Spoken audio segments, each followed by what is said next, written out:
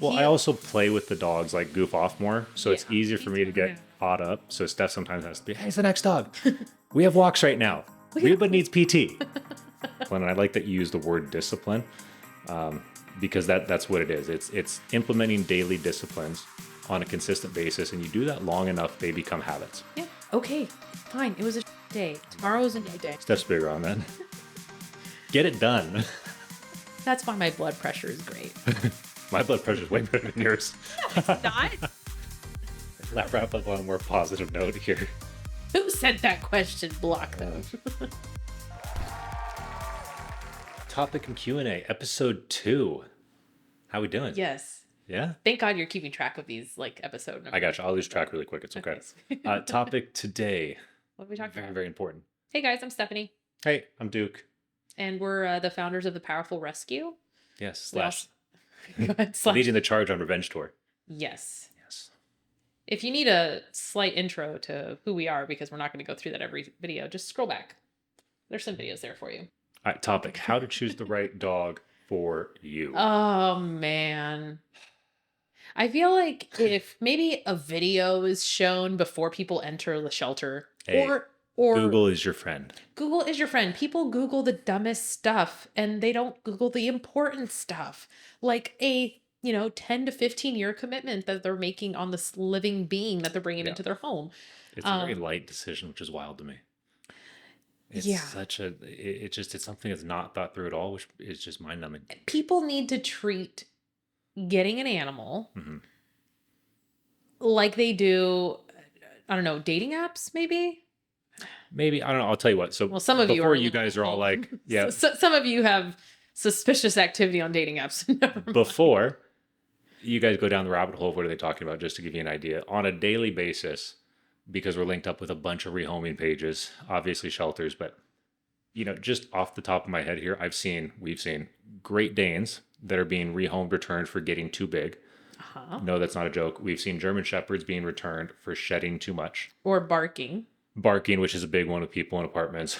I've seen a husky get put on the youth list, being in a shelter so many times they're going to be put down. The last time on their card they were returned, this was a 2-year-old husky, was because they had too much energy. And my favorite one thus far, though, has been a cattle dog nipping. Well, and that's a weekly one where somebody's trying to get rid of their cattle dog and they think it's defective. They're like, my kids were outside running around. We had friends over and it was chasing them. It's a cattle dog. Right. Well, I think I don't know how else to help you here. I really I'm part of a bunch. I think Duke just I stay on out of it Facebook, because I lose brain cells.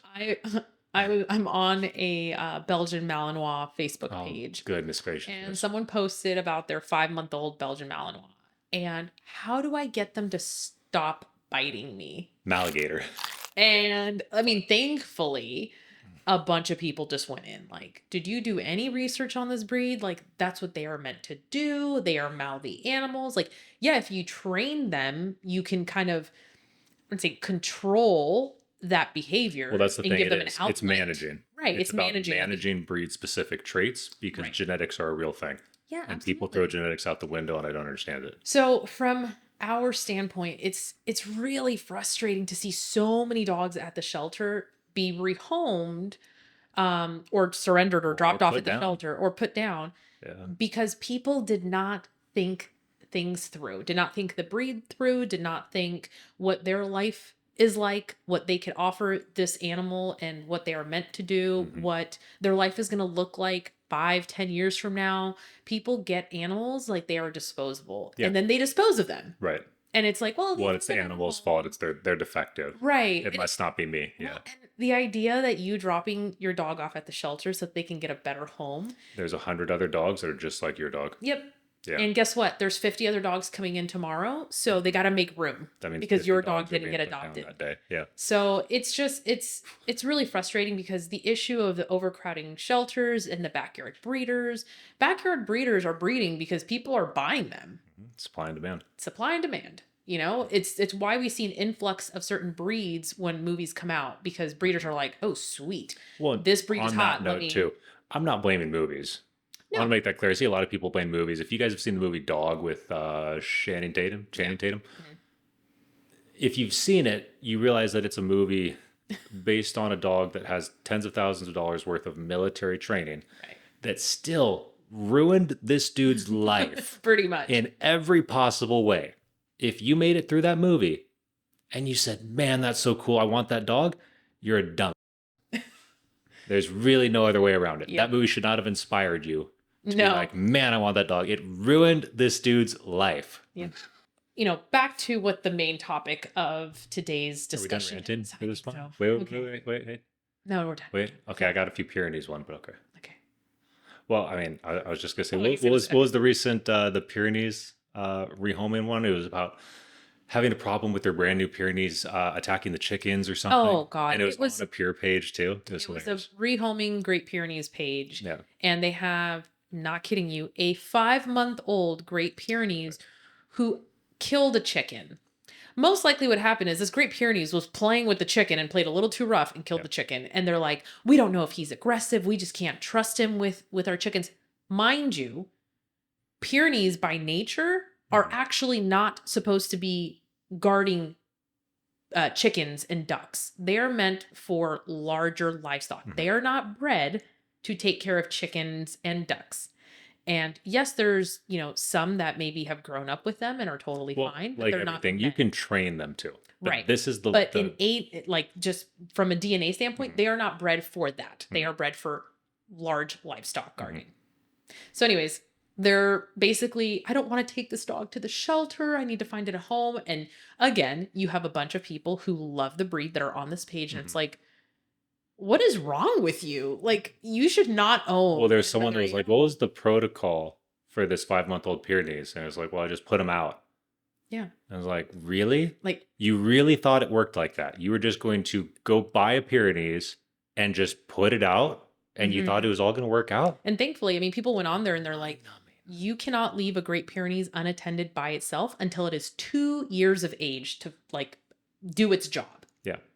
But anyways, okay, so back to the main topic here, which is how to be responsible. How to be a responsible adult and find the right dog for you. So, and sorry if we've already scared you off. Yeah, sorry. We came in a little hot. Like we deal with a lot of this on a daily basis. So I guess run everyone through. Yeah. Your biggest things to consider when you're thinking about bringing a dog into your life. Okay. Your lifestyle. Yeah. Right? What does that look like? Your work schedule. Are you an active person? Are you a couch potato? What do you do on the weekends? Do you have a ton of people coming over to your house? You know, if you're working from home, maybe not a breed that's super vocal. If you're single right now, are you planning on getting married? Are you planning on having kids in the future? What does that look like? If you see those things in the future, right? Because we do see that one a lot. We see people that got a promotion are now traveling and need to rehome their dog. That's one of the biggest reasons we see dogs rehomed is my life got hectic. I got this extra job. I have this promotion at work. I don't have time anymore. Right. Those should be things you're considering. So you should be looking at the next 10 years of your life, depending on the age of the dog, and what it looks like. Things change, yes, but understand if you are making the conscious decision as a grown adult to bring a living, breathing thing in your home, that is now your priority, and your life revolves to some extent around that. Right. So, I mean, it's taking that decision very, very seriously. Right. So, you know, taking a look at the lifestyle, taking a look at your work schedule, what it is that you want out of life 5 to 10 years from now, and then looking at the breed itself and what that breed was bred to do. Yep. You know, a lot of people with the craze of cattle dogs, it's because they're like a cute medium-sized dog that fits the requirements for apartment living. And so we're seeing a ton of people that are getting these cute dogs and putting them in an apartment and not exercising them. You can have a cattle dog in an apartment, don't get me wrong. But if you're not mentally stimulating that dog and they're not getting the exercise that they need, they're going to be bored out of their mind. They're going to be mouthy as hell. They're going to drive you crazy. You're going to come home from work after a long day and they're going to be sitting there like, all right, let's do it. 7 miles tonight. I'm ready for a jog. Yep. If you are not that person, okay, and I think people can change, but if you know deep down in your soul, you don't want to go run 7 miles a day, don't get a dog that requires that. Yeah. And the whole, I have a big backyard. They have all this room to run around in. It's not the Depending on the same. breed. But yes, that's a breed that you need mental stimulation to. It's not the same thing. Throwing your dog into a yard and leaving him Right. alone for an hour is not the same Yeah. thing. And it's actually, we learned that through rescue. Hmm. Years ago, I rescued a husky, and Duke wasn't part of the rescue at this time, but I rescued a husky, and I had a great application. And I reached out to a husky rescue because I was like, look, these people are great, but I'm so hung up on the fact that they live in an apartment. And this husky rescue told me, she's like, I actually prefer people to live in an apartment Hmm. because it forces the owner to take them out on walks and runs and go explore Hmm. and do things. Because if not, that husky's going to be a nightmare. And these people had experiences with huskies in the past. So they had that under their belt. And that was probably like 5 years ago. That opened up my eyes to, you know, the quality of life a dog can have in an apartment. So Yep. people will reach out to us like, "Oh, I don't know if you guys adopt to people in apartments." We don't care about the, you know, Mm-mm. 1,000 square foot apartment that you have. What are you doing with the dog outside of the Right. apartment? You know? So taking a look at who you are as a person, your lifestyle, your Mhm. personality traits, and then what that animal needs from you. Are Yes. you able to give that dog what it needs from Mhm. a mental, physical stimulation standpoint? One, when you first start doing your research, too, Google is your friend. Like I Right. said, there is a lot of good information out there. But also, most rescues, almost every rescue, desperately needs fosters. Yep.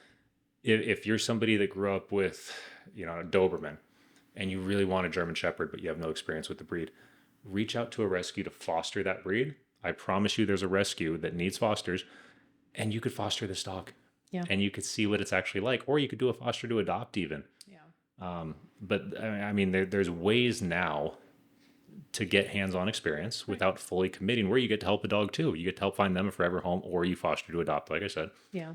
But there's definitely options out there. And just to kind of piggyback off of what you're saying, people might think that like, oh, well, I want a French bulldog. You cannot find a French bulldog at a shelter. We rescued a good amount of French bulldogs, and there are breed specific rescues that only do French bulldogs, that only do English bulldogs. And Mhm. guys, when I tell you that these dogs are expensive, Mhm. Sue, who Yep. is currently with us right now, we've been going back and forth if we're going to make her available for adoption.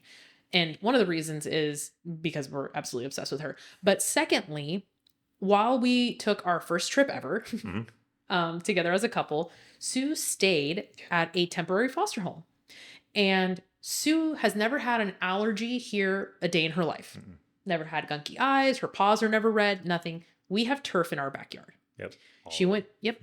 She went to a temporary foster home. On day 3, I am getting photos of this dog's paws inflamed. Her eyes were red and gunky. She had dark, deep Mhm.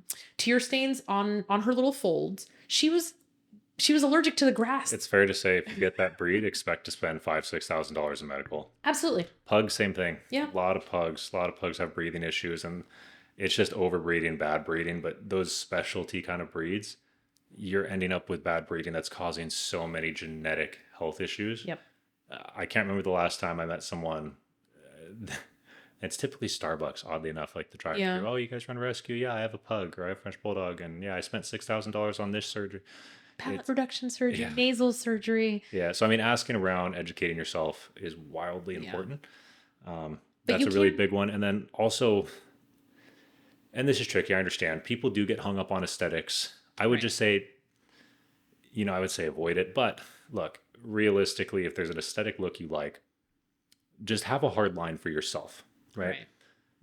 Because, if you're somebody that's a couch potato, you're, let's say, in college, you're working a part time job on the side, and you love the look of a Malinois, you have to be able to objectively look at yourself and your life and be like, there is no way in hell I can handle this breed right now. And you have to do that for the dog, Yeah. because that dog is not going to thrive with you Right. 100%. And the same thing goes with age. And before you dive into that, just piggybacking off of you not being able to find French bulldogs at shelters. Last time we were at DAS, they had 47 puppies Oh yeah. under 8 weeks old. Yep. And that's just one shelter. There are puppies everywhere. Right. But again, understand your lifestyle. Puppies are a nightmare. Puppies are It's awful, it's like guys. raising a little kid. So I mean, understand Yeah. that you're getting a blank slate of a dog, and their behavioral, traits, their life, their upbringing, personality. That's Everything all falls up on to you. you. Yeah. So you have to understand there is going to be a time commitment to it. And you could do everything right, and they just might have some rough experiences, and they might end up being dog reactive, dog aggressive. That's not always on the owner. There are things that you miss. Not everyone's perfect. And then you do have, again, bad breeding, some bad genetics. There are things that can lead to that. But understand, you bring this living, breathing thing in your home, you raise it, and 2 years from now, you end up with a dog with, leash reactivity or dog aggression. You're out of luck. Just my opinion. That's on you. Right. You brought this dog into your home, and it is your job to now keep them safe, to advocate for them, to set them up for success. So if that's something you don't want to do, a puppy's probably not for you. Yeah. Right? Well, You should be looking at the benefit to adult to senior dogs is you know what you're getting. We tell people that all the time who want a dog. They reach out, they fill out an application, they want, a potty trained, dog friendly, cat friendly dog who is low energy and wants to hang out on the couch, but also likes walks, but they want an 8-week-old puppy. It's like, we have this 8-year-old dog who we know for sure is this. Right. This 8-week-old puppy, we have no idea if it's going to be any of ththose things. We don't. Like, you can understand the breed and genetics, yes, but it doesn't mean you're guaranteed to have, this perfect anomaly of a dog. There's the rule, and then there's exceptions to the rule, right? Right. That's with almost everything in life. So understand that too. Yeah. I think people also have this stigma around getting an adult or senior dog that they're not going to bond the same way. Yeah, I can tell you without a doubt that's not true. Man, that is so far from the truth. Like, some of the deepest bonds I've had have been with senior dogs. Opal. Yeah. Yeah. Like, I mean, Opal's another heart dog for me, for sure. And we rescued her at 10 or 11? No, she was 12. 12, She was 12 when yeah. we rescued her. And that's a heart dog for Duke. Like, Bucky, Shadow. Bucky is 5. Shadow is 7. And those dogs are like, I'd kill for one of those dogs. Yeah. But people think that you just can't have that bond when you get them as an adult, which is not true at all. No. And to kind of solidify what you were saying, again, puppies need a lot of one-on-one time. So if you have a crazy work schedule right now, puppies need to go potty every hour on the hour. Yep. I mean, the most the puppy can really hold it, if you're properly potty training, it's literally every hour outside. Yep. So if you work and you're like, I can come home during lunch and let, the puppy out, the puppy's going to have accidents between 8 a.m. and noon. I can promise you that. So now you're going to have a dog who is, Unless you're Thea. Unless you're the goodest girl. You're going to have, stop it. Okay. But you are now going to have a dog that's, not learning proper potty training. It's going to be 8, 9, 10 months old, still having accidents in the house because it wasn't properly potty trained as a puppy. You weren't letting it out every hour on the hour. So, all of those things to consider. If you are going through a rescue should be telling you all of this. Should. They don't always, though. If you are going through a breeder should be telling you all of this. Should, but don't always. Exactly. So it's up to you to do your research. Yeah. And make sure it's a good fit for you, because if you are trying to rehome your animal for things that is innate in the breed or things that you should have thought were going to come up, like the work schedule, like this dog has a lot of energy, like this dog sheds or barks. I will also say living environment. Get a stuffed animal. Yeah, get a stuffed animal. But also living environment, because we see moving a lot too. And we adopt people in apartments. Mals are the one breed we won't, though. Yeah. And that's for a liability thing. Because they're not going to be covered. That's a massive problem when you're renting. And there are other breeds too, but with Mals, the amount of stability they need is so much higher than any other breed. Yeah. It really is. I'm very anti like a lot of these things, but if you were to require a permit for any breed, it's a Mal. It's such throw Dutch Shepherds in there too. And Dutch Shepherds, yeah. It's such a different classification. I see all the time people, German Shepherds. It's not close. Yeah. You want to talk about a Mal? It's a German Shepherd / cyborg mix that's on steroids. Different ball game. So yeah, that's one with apartments where it's a hard no for us, and that's just to advocate for the dogs because it's really tough. But your living environment does matter. Obviously there's rare exceptions where people actually lose their home and really go through all the steps of trying to find a home. But we see dogs dropped off at the shelter all the time because somebody's moving and it's like, dog's just a hassle. I can't find a place, can't do this. Like 90% of the time, that's absolute nonsense and it's laziness. And you should have considered it. For the exception of one excuse, I have personally experienced every single reason that someone has tried to rehome a dog for, damn near. Mm-hmm. We see, I got a promotion at work. I'm working longer hours. Mm-hmm. I'm going away to college. Mm-hmm. Been there, done that. I am moving into an apartment. Been there, done that, yeah. I'm moving out of state. Been there, done that. I'm going through a divorce. Been there, done that. The only thing that I see a ton of. Okay, time out, because this is nonsense. Even though you haven't been through it. This excuse, if you are this person, you already know what I'm saying. You're a moron. I'm having a baby. I'm pregnant. You're a moron. Again, like we said, no, this one gets me really hot. I know. And like we said, and then you made the choice to bring a dog, a living, breathing thing, now you guys got them all wrong into your life. You got me on it. You then chose to have a kid. That doesn't supersede. You had this dog, okay? And there is no reason you cannot integrate this dog and this new baby into your life. It's absolute laziness. Yep. You should have considered that. You really should have. It's not that difficult. It's not rocket science. And there's a protocol. It's not that difficult to separate if needed. No, if needed. But we've also had adopters reach out like, hey, I'm pregnant. What's the best way? And there's a protocol to start to get your dog ready for a baby in the home. And we're not going to dive into that on this one. Yep. But it's something that's very easy to do. And the idea that you have to get rid of your dog because you got pregnant and you're having a kid is just absolute laziness. And it drives me up the wall. I hate that excuse so much. It's just... There's no other way to put it. It kills me. It's just... It's allocating. What a great... I'm going to take it a little personal. What a great first example to set for your child. Ooh. You're hitting below the belt now. What a great example of responsibility, accountability to set for your unborn child. What a great first lesson to teach them. Man. Good job. I mean, that could be said too if you already have kids and something happens with the dog and you get rid of the dog. Yeah. Like kids are watching, guys.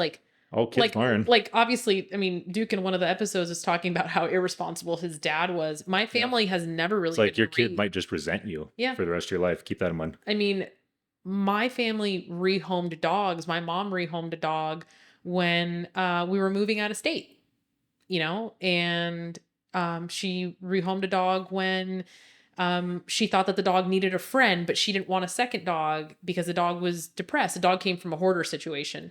And she was like, I don't know what to do. I think it's sad. And, coming from rescue, I'm like, you suck it up.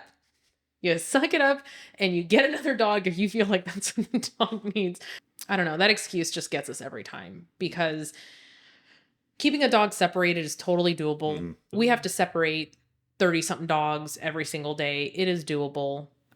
The dog is going to be happier with you, most likely happier with you, even if it has to be in a separate bedroom, a portion of the day. What should you do from a research standpoint? Yeah, hit it.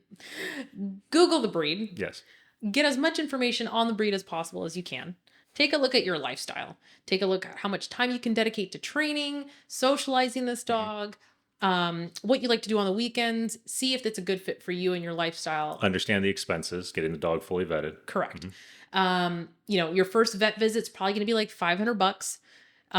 Probably more, depending on where you're at. We get a rescue discount. Yeah, but they're not doing blood work on a puppy. That's true. Or maybe they are. I don't know. Yeah. So take a look at all of those things. And if all of those things match up with what the dog needs, then okay. And extra steps, if you're not familiar with the breed, I would say go volunteer at your local shelter. You can interact with that breed or reach out to a rescue foster that breed. Yeah, absolutely. That is a really easy way. And if it's a good rescue, us, for instance, when you're a foster, you don't pay anything. You don't spend a penny. Yeah. You get all the supplies, food, you get to hang out with preventative. You just provide a loving home for this dog. And we give you structure needed that might help you when you bring the dog in. Right.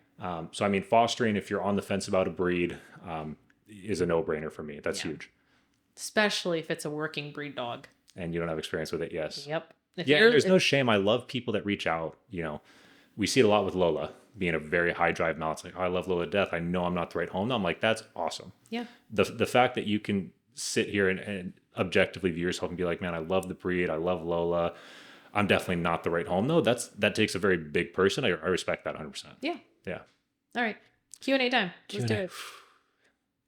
And breathe. How do you stay disciplined outside of the time spent with the dogs, like working out, counting calories, etc.? Okay, so I'm going to be completely honest with you guys here. Duke is way better at this than I am. I kind of I meal prep Steph's food, so she's good. Yeah, he's the one that cooks, and there's like food in the fridge. Yeah, I'm awful at meal prepping. Well, I'll say this though, because as far as discipline goes with the dogs, Steph's the reason that they all eat twice a day and get their medication. I would give everyone kibble, and yeah, there you go. Steph's very cute with the wet food, and she knows the medication for all 30 something dogs in the house and when they need it and how they need it. When you time Oliver's insulin. I keep everyone on schedule here. Well, and she doesn't have it written down. Steph's got this endless memory bank in her head. I am the one that keeps the rotations going and, keeps this ball rolling of rescue. Yeah. Duke gets lost in time. Well, I also play with the dogs, like goof off more. So it's easier for me to get caught up. So Steph sometimes has to be, hey, it's the next dog. We have walks right now. Reba needs PT. In a nicer way. Yeah. Sure. No, that's exactly what I sound like. But I would say the biggest thing we could probably agree as far as discipline, and I like that you use the word discipline, because that's what it is. It's implementing daily disciplines on a consistent basis, and you do that long enough, they become habits. Yeah. It's always really hard to start, and it's not like we started at 30 dogs. Granted, we started at like 7. But it was daily disciplines, non-negotiables, things we had to do with those 7 dogs every single day, and things we had to do for ourselves, which is training, meal prep, make sure like food is laid out. We know what we're doing. We know when we're training, what time window, what day. And we knew for the 7 dogs at the time, like, hey, we have to do a pack walk 3 times a day with these 3 because they're behavioral. We have to get them to get along. Liam needs sunbathing time. And just non-negotiable daily disciplines got accomplished, and you build on that. And we've built up to a psychotic number of like 42 dogs at one point. So you don't start at that. Right. But I think you do something like this long enough and you don't bend on those daily disciplines. I mean, there's been days where, depending on where I'm falling in prep or off season, we're prioritizing sleep or training where it's 11:30 at night and we're just wrapping up, and it's like, okay, I'm going to go train, go to the gym, sacrifice a little sleep here, try and catch up on the vet, or sleep on the way to the vet. And Steph, same thing. For her, depending on where she's at with her fitness and whatnot and prioritizing sleep, it's okay. I'm going to add in extra pack walks tonight for my cardio. Yeah. So I'm going to catch up on these 3 dogs. They don't have to do their pack walk tomorrow. They can have free time in the yard, and I'll skip my cardio here to get sleep. So lining out, I guess, in your notes on your phone or a written pad. I know a lot of people are big on writing what non-negotiables you have, and you could start small. Right. If your goal, you work a 9 to 5 and the objective is I need to work out 5 days a week. Structure out those 5 days to a T. And I mean, you can go by the hour if you need to, and just make sure you hit the daily disciplines goals you have that encompass the main goal. So if your main goal is, hey, I want to work out and eat healthy, your daily discipline is, hey, every night when, I get home from work or on this day, I am meal prepping for these days. So my food is laid out and ready to go. When I get home, I am hopping in the shower. At this time, I am chugging my caffeine or whatever it is. I am training at this time. I am home at this time to sleep, and just nail it. And if you nail it long enough, it's going to become background noise. I promise you. Yeah. But also learn to forgive yourself a little bit, because days sometimes don't go as planned, and life will throw curveballs at you, and you need to learn to be a little flexible with that. So if you have a day, okay, fine. It was a day. Tomorrow is a new day. I'm big on that. Steph's bigger on that. Get it done. That's why my blood pressure is great. My blood pressure is way better than yours. It's not? My dog gets severe motion sickness, but we love traveling with her. Any tips or tricks? Yes. In the car? Well, 2 things. First, ask your vet, because there's actual medication, like anti-nausea medication. Depending on the length of the road trip too. Yeah, that you can give like an hour before you start this car ride. And they're just car sick, right? Yep. Or they get anxious. Car sick. Okay. Well, I mean, that's an easy fix, to be quite honest. Just like I get motion And sickness. IHOP. And IHOP. IHOP gets terrible motion sickness. IHOP and It's so bad. are puking our brains out if we don't take our medication before our road trips. So there's medication that your vet can prescribe. We have also heard that Dramamine 2, so the less drowsy. the less drowsy formula of Dramamine works for dogs as well. I would look at the dosage and look at your dog's weight because you can't just give them a whole pill and call it a day. So I would Google that, but or ask your vet because your vet might say, "Oh yeah, your dog can take half a Dramamine tab." Yeah, it's based on weight, I think. Yeah, it is. So. It is. But your vet absolutely has anti-nausea medication that you can give your dog because that's a really feeling for them too. If they're not feeling well and throwing up, and then there's a mess in your car, you guys aren't having a good time. The dog's not having a good time. But yeah, there is absolutely medication and. Try, like if you're going on a road trip early that morning or later that afternoon, I honestly wouldn't even feed breakfast that morning. Yeah, your dog will survive the one morning. Yeah, I would wait until you get to your destination and then feed. And piggybacking off of that, we had another one on anxious dog around 4th of July. And it's kind of the same answer. I know it sucks, but talk to your vet early, because you're not going to be able to get in. People try and wait at the last minute. So talk to your vet early.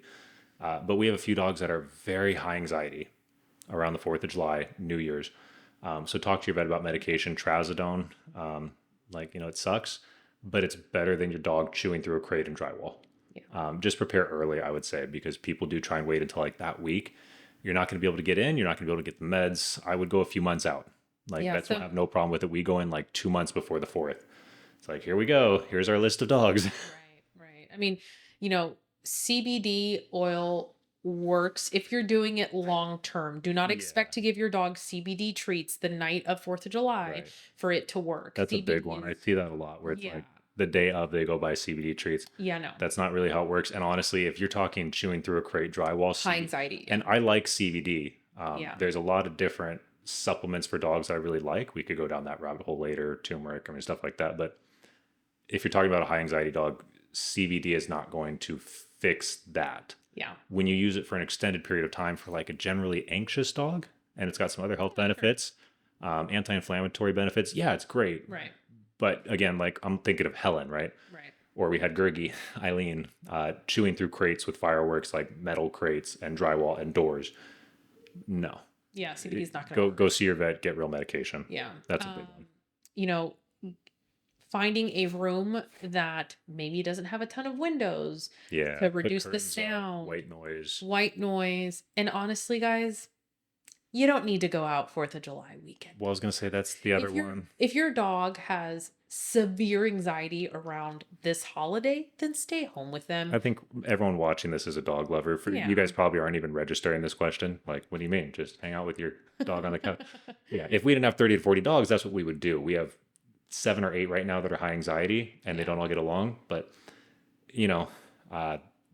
that's what I would do. I mean, if I only had 1 or 2 dogs, I'd probably hang out on the couch, watch a movie, and they'd be much calmer because Helen's calmer when she's out and not restrained and she's with us.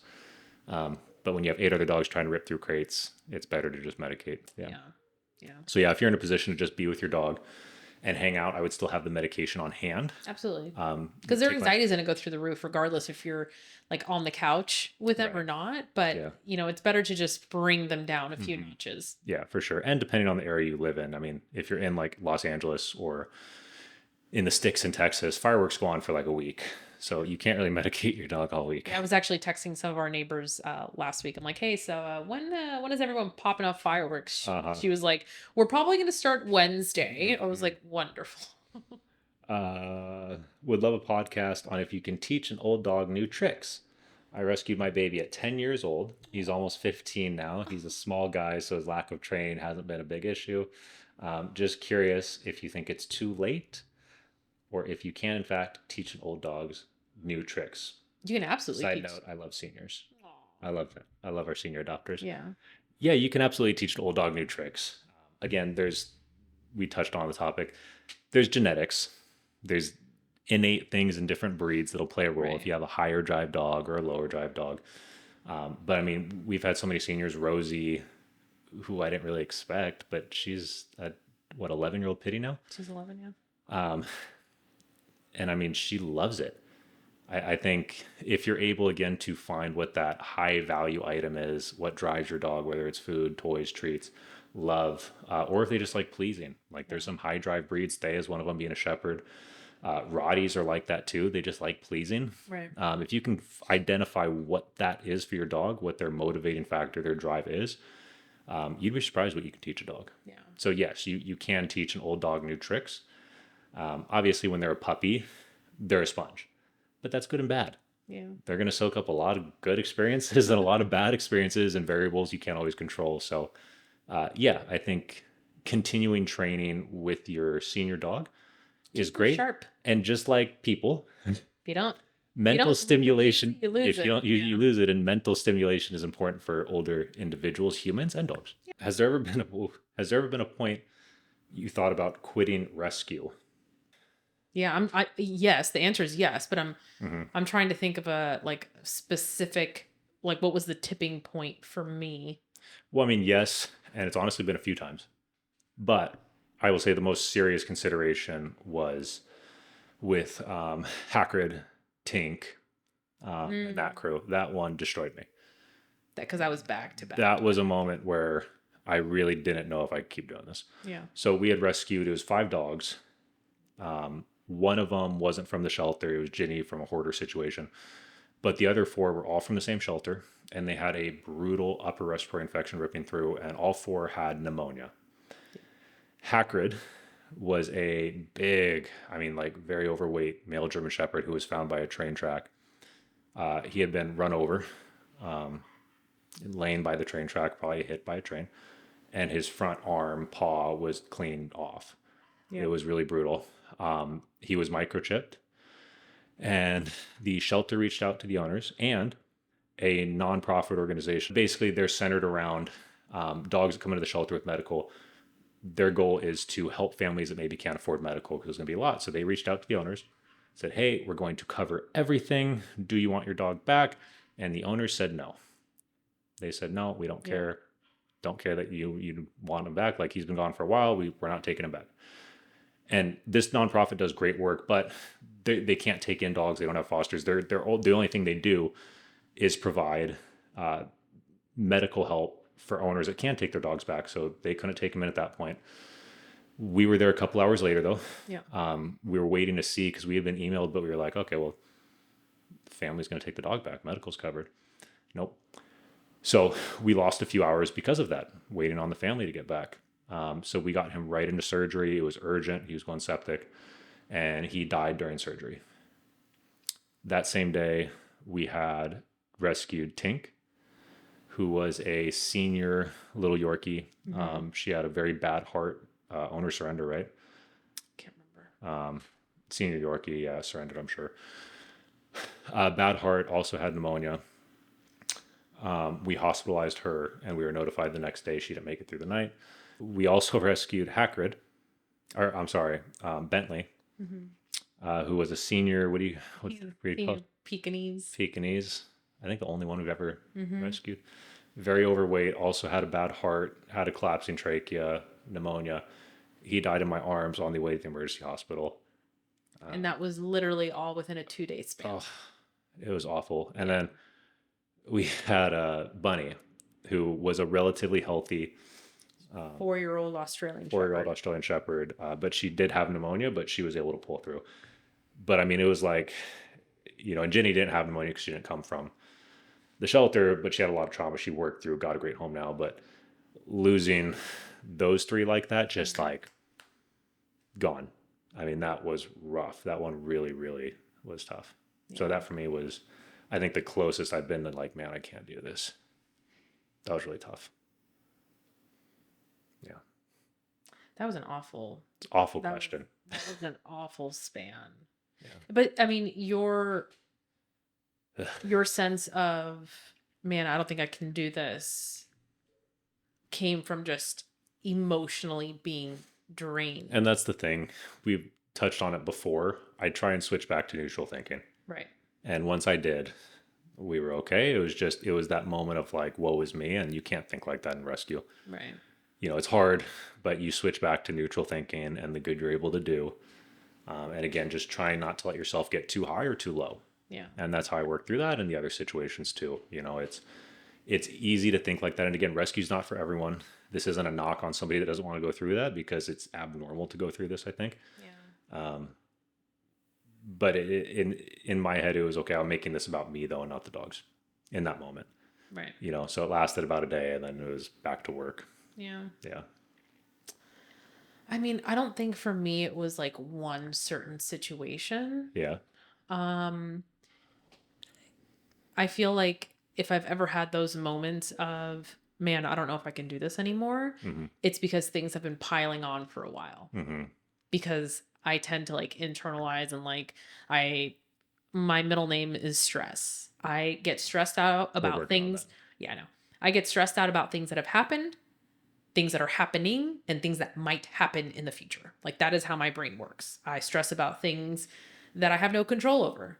And so when that starts to pile on for me and I'm at like a breaking point mentally, not like, oh, I'm, gonna go lose my shit outside, but like just mentally I'm like I'm at a cap. Like I cannot process any more information. I can't process any more feelings right now. I am just so tired. And then it takes like one little thing. And honestly, it's like when your pocket gets stuck on a drawer or something. Yeah. It's like everyone knows what that's like. Your scrunchie snaps as you're putting your hair up. It's like, ah. That's the last straw. Yeah. The grocery bag rips. Yeah. But it's when all of those things start to pile on for me, and then like something happens with like one of our family members, or like I had a funeral that I couldn't make it to. Yeah. Or my best friend's baby turned 1 and I can't be there for the birthday party. Like it's little things that I'm like, like I know we're doing such good work, but sometimes it does feel like, man, we're missing out on a lot of other things, like other people's lives that mean a lot to us. Because I know our family misses us like crazy, but no, I get it. But yeah, I wouldn't give up this life. No, we choose it. Yeah, we choose it. But it's little moments like that where it's like, oh man, I'm worrying about this. I'm stressed about that. I'm stressed about that. And then the rubber band in my hair tie snaps and I'm like, bah! Or we miss out on family stuff that I'm like, I'm sad about it, but I live this life. Let's wrap up on a more positive note here. Who sent that question? Block them. We do some training videos. We've actually done some in the past for a lot, because there's a lot of questions on leash reactivity, redirects. We did a full series of training videos for the Patreon app. If you guys want to check out the Patreon too, that's full day-to-day stuff, like day in the life, extended stories basically on Instagram, where we just kind of film the whole day and vet appointments, behind the scenes. That's the link in our bio. Dustin can link it below too. But if you really want to look at everything, or you're thinking about starting your own rescue, it's a good outlet. I think after this podcast, I know they're not going to. I have a very well-mannered dog. They're very vocal though, and growl when they want to play, not in an aggressive way, but it freaks people out. What can I do? Unfriend those people. I was going to say, I'm sorry. I'm sure that's not the answer you're looking for. But I mean, especially like we have pitties, Kirby, Dennis. I mean, Pits, for instance, are a very vocal breed. Doberman. Gemma's a Doberman. Some dogs play very vocal huskies. If it's not an aggressive way and it freaks people out, well, lose those people. Look, as long as it doesn't freak the dog that they're playing with. Yeah, and that's something to watch, right?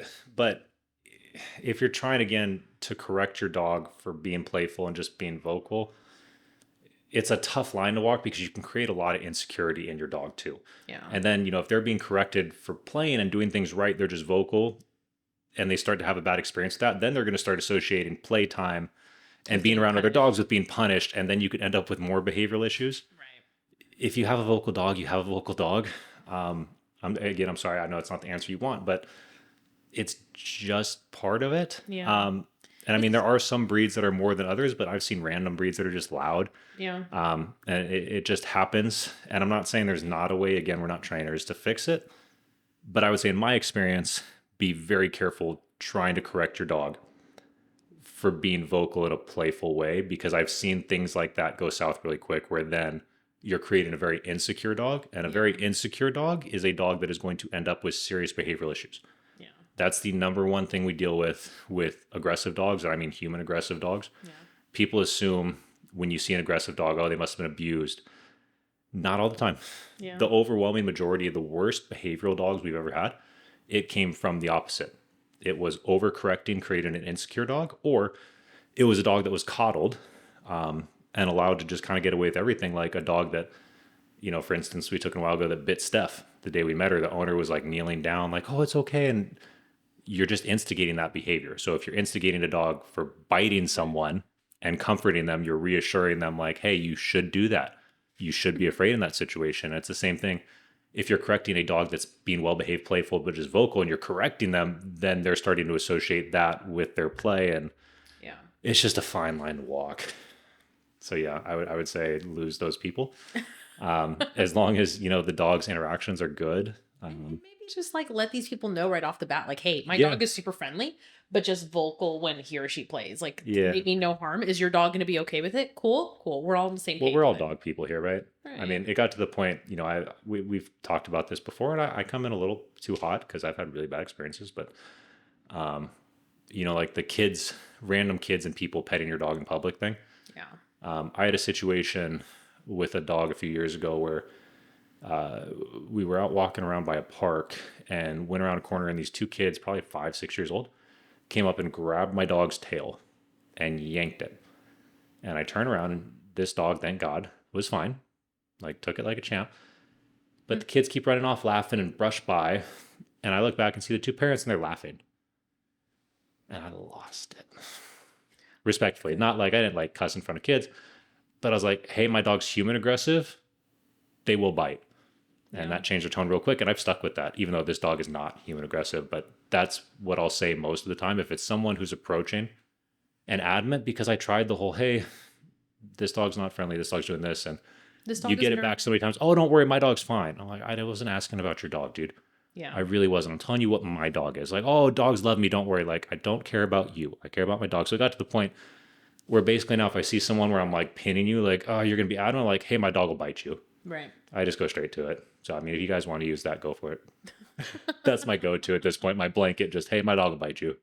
Yeah. And honestly, like, that's just some stranger. Who cares if they're judging you? They're just going to, they're going to go about their day. You're going to go about your day. Like, it doesn't really matter what they think. So. All right. Well, I think that's was a Q&A, topic of Q&A, episode 2. I know. Positive note to end it on. All right. Well, thanks for tuning in, guys. If you do have comments, comment below. Patreon. If you have more comments, comment. Yeah. If you have questions. I need caffeine. You have questions. Patreon and YouTube will take priority. So if you guys have questions for the next topic and Q&A or topics you want us to dive into, feel free to fire away. Don't forget, like, share, comment, subscribe, and ring the bell. But don't comment anything that's going to make me cry. Okay, bye now. Later. See you next time, guys.